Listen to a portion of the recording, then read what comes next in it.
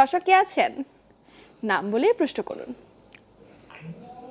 আর আমার বয়স হচ্ছে 27। আমার প্রশ্নটা হচ্ছে যে আমার বাচ্চা কনসেপ্ট করে না। আমার একটা ছেলে আছে, ছেলের বয়স হচ্ছে 7 বছর, কিন্তু এতদিন আমি ইনজেকশন ব্যবহার করছি না। এখন ব্যবহার প্রস্তুতি বন্ধ করছি আজকে 3 বছর, কিন্তু এর ভিতরে আমার কোনো বাচ্চা কাচ্চা কনসেপ্ট করতেছে না। এটা সমস্যাটা কি? আমি একটা বাচ্চা নিতে চাইতেছি এখন। দর্শক আমি একটু কয়েকটা প্রশ্ন করতে চাই আপনাকে। আপনার বয়স এখন 27 বছর, তার মানে প্রথম আপনি যে বাচ্চাটি নিয়েছেন সেটি 20 বছর বয়সে। বাচ্চাটির বয়স বাচ্চাটা হইছে সিজারে। জি জি।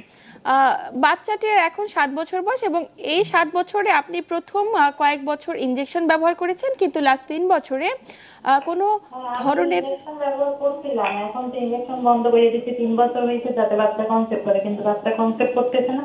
কিন্তু প্রত্যেক মাসে 2বার ব্লাডিং হয় আমার। আচ্ছা, ইরেগুলার আপনার মেনস্ট্রুয়েশন হচ্ছে, আপনি কি কোনো প্রোটেকশন ব্যবহার করছেন? আপনারা না, যখন এখন কোনো কিছুই ব্যবহার করতেছি না। জি নিয়মিত করছেন এবং এই পর্যন্ত কি কোনো বিশেষ চিকিৎসকের শরণাপন্ন হ্যাঁ, সেটা হয়েছেন? কোনো নিয়মিত চলতেছে, কিন্তু বাচ্চা কনসেপ্ট করে না। আর আপনারা মনে করেন সপ্তাহে মানে প্রত্যেক মাসে 7 দিন বা 4-5 দিন ভালো থাকে, আর বাচ্চাকে দিনগুলোই ব্লাডিং হইতেছে। আর পেট তলপেটে ব্যথা। তো এই যে তলপেটে ব্যথা হচ্ছে, আপনার মাসিক যে অনিয়মিত হচ্ছে, আপনি কোনো বিশেষজ্ঞ চিকিৎসকের শরণাপন্ন হয়েছেন বা পরীক্ষা করিয়েছেন কোনো কিছু? হ্যাঁ, এজন্য মানে বরিশালে শেরেবাংলায় আমি ডাক্তার দেখিয়েছিলাম। তা ওরা আলট্রাসাউন্ড করছে, আর আলট্রা করার পরে বলতেছে যে আপনি যে ইউজ করছেন এই এতে নাকি মানে ওই যে জ্বরের লেগিটা নাকি পেটে চর্বির সাথে মিশে গেছে। এখন এটা কি কোনো কিছু করার কোনো পদ্ধতি নাই?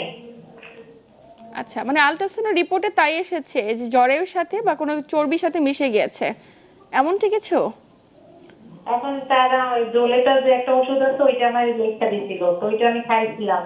আচ্ছা, কিন্তু খাওয়ার পরে মানে সমস্যাটা সমাধান হইতেছে না। যে কতদিন আগে চিকিৎসকের শরণাপন্ন হয়েছেন, মেডিসিন গ্রহণ করেছেন, কত সময় ব্যবধান? ঠিক আছে, এখন এটা কিভাবে সমস্যাটা সমাধান করা যায় এটা যদি আমাকে একটু বলে দিতেন তাহলে আমার উপকার হইতো। দর্শক আপনি সাথেই থাকুন, আমরা বিষয়টি নিয়ে কথা বলছি ম্যাম। আচ্ছা, এই এই কোশ্চেনটা একটুখানি আমাদের আজকের বিষয়ের বহির্ভূত, তবুও আমি একটু শর্টকাটে বলি। তো যেহেতু ওনার বাচ্চা 7 বছর আগে হয়েছে, এখন ওনার একজন ইনফার্টিলিটি বিশেষজ্ঞের কাছে যেতে হবে। ওনাদের হাজব্যান্ড ওয়াইফ দুজনেরই পরীক্ষা নিরীক্ষা করে দেখা দরকার। এমন হতে পারে যে হাজব্যান্ডেরও কোনো সমস্যা থাকতে পারে, ওয়াইফের সমস্যাটা আরও বেশি থাকতে পারে, কারণ আলট্রাসাউন্ড রিপোর্টটা ঠিক ক্লিয়ার বুঝলাম না আমি কি এসছে। আর এখন যেহেতু ইরেগুলার পিরিয়ড হচ্ছে, তারপরে তার তলপেটে ব্যথা আছে, তো এটা চিকিৎসা আছে।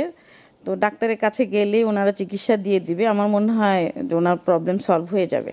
একজন ইনফার্টিলিটি বিশেষজ্ঞের কাছে যেতে হবে। বুঝে উঠতে পারছেন না, গাইনোকোলজিস্টের কাছে যাবেন না কোন বিশেষজ্ঞের শরণাপন্ন হবেন? ইনফার্টিলিটি উনি বলছিলেন শেরে বাংলায় গিয়েছেন। দর্শক আপনি নিশ্চয়ই বুঝতে পেরেছেন, আমাদের বিশেষজ্ঞ চিকিৎসক পরামর্শ দিয়েছেন যে ইনফার্টিলিটি বিশেষজ্ঞ রয়েছে, আপনি অবশ্যই ইনফার্টিলিটি বিশেষজ্ঞের শরণাপন্ন হন। কারণ এই যে আপনার অনিয়মিত মাসিক হচ্ছে, তলপেটে ব্যথা হচ্ছে, এটা তো কোনো স্বাভাবিক লক্ষণ নয়। আপনার নিজের সুস্থতার জন্য হলেও আপনাকে চিকিৎসা গ্রহণ করাটা অত্যন্ত জরুরি।